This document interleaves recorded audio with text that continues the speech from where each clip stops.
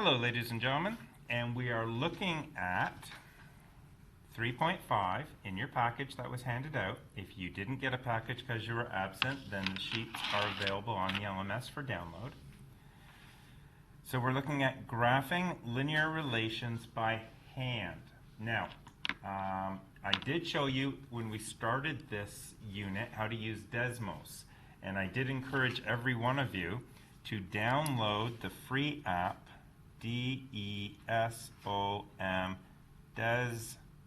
oh, maybe I spelled it wrong, Desmos, there you go, .com I think, but it's a graphing app, and you should have it on your phone, and it's definitely on the LMS on the right hand side, and we're going to use that for checking our work all the time, so make sure you have that.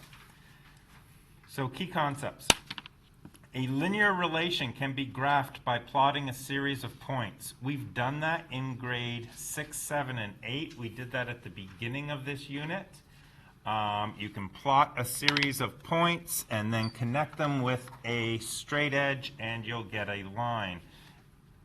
Well, there's another way that we can graph a line, and that's by plotting the y-intercept first.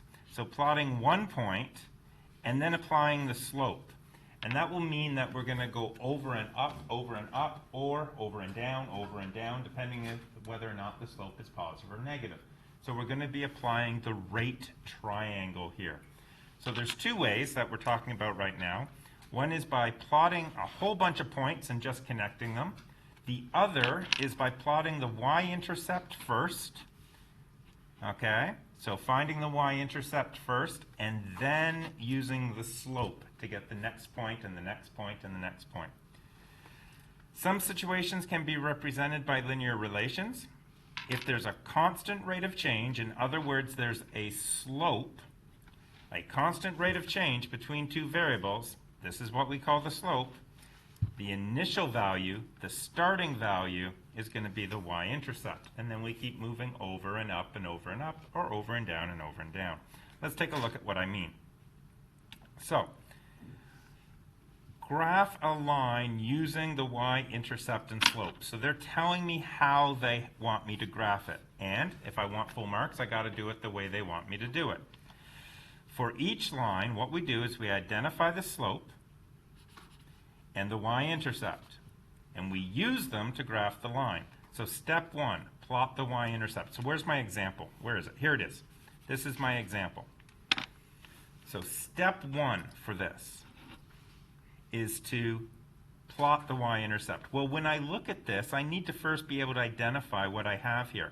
I have the slope of 2, which is actually 2 over 1, which is actually rise over run. Okay, so we should know that. We should also know that we've got a b value here of -4. That's your y-intercept.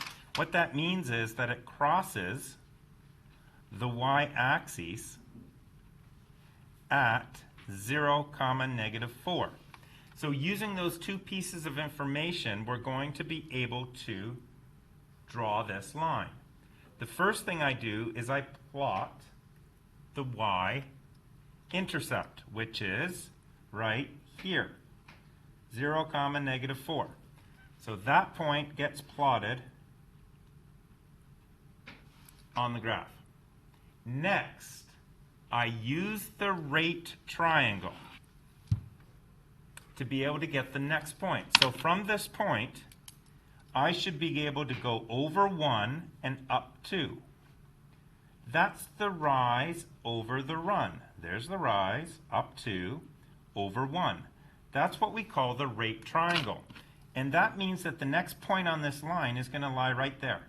That's the next point on this line. Zoom in on that just for a minute. So if I want another point on this line, I would apply the rate triangle one more time. I would do a run of 1 and up 2.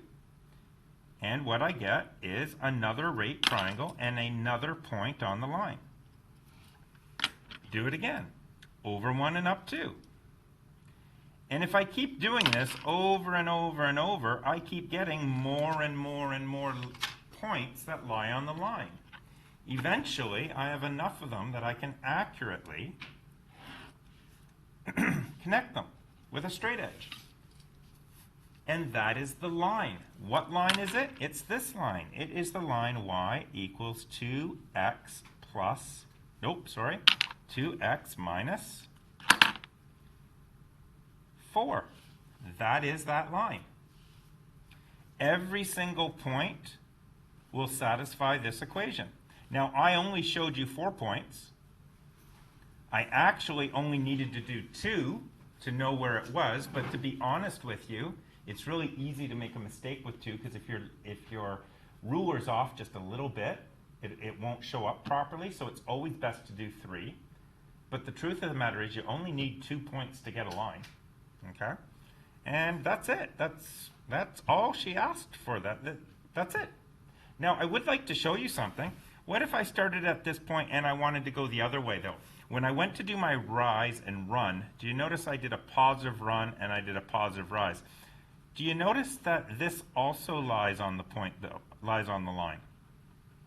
A negative run, so -1, so instead of going in the positive direction, I could have gone in the negative direction. But then I would have gone down 2. And so following rise over run, what that would have been is it would have been a -2 over a -1. And as you guys know, a negative divided by a negative is a positive. So this is actually just the same answer as we got over here, isn't it? So as long as we go the other way in both directions, then we're okay. It'll work out to be the same slope. I always like to go right. That way it's to the right and it's either up or down, and that just makes my life easy. So whenever I do a slope, I put the negative in the top if there is one. Okay? I always make sure the negative's on the top. Yeah, stop there and we'll be back in a minute.